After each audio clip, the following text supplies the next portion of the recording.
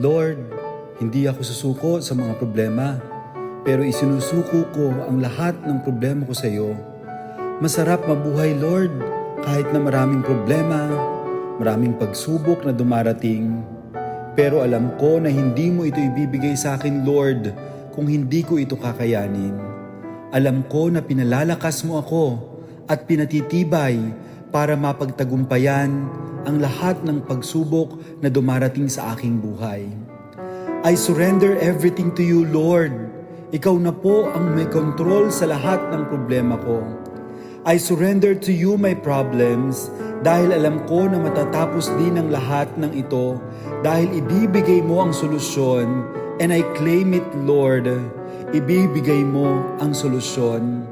I surrender to you, Lord, my anxiety dahil alam ko na bibigyan mo ako ng inner peace. I surrender to you my sadness and worries, Lord, dahil alam kong papalitan mo ito ng joy and calmness. I surrender to you, Lord, my financial struggle, dahil alam kong bibigyan mo ako ng kasaganaan. Sinusuko ko rin, Lord, sa inyo ang lahat ng aking kasalanan at pagkukulang, dahil alam kong you will forgive me, Lord, and you will give me another chance, Lord, to become a better person.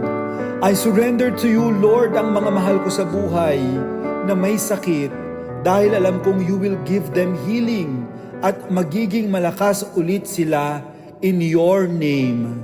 I surrender to you also, Lord, my family, ang mga mahal ko sa buhay, dahil alam kong hindi mo sila pababayaan at alam kong lagi mo silang gagabayan at ililigtas sa lahat ng uri ng sakuna at kapahamakan.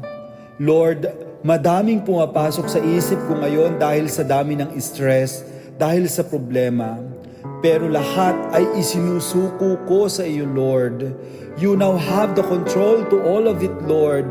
Ikaw na ang may control sa buhay ko ngayon, Lord.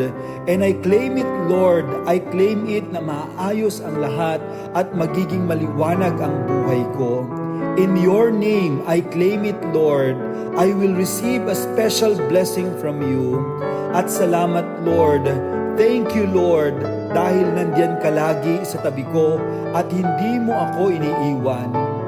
Hindi ako susuko, Lord, sa problema, pero isinusuko ko sa iyo ang lahat ng aking problema.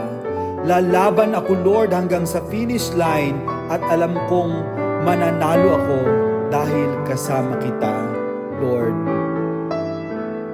Amen.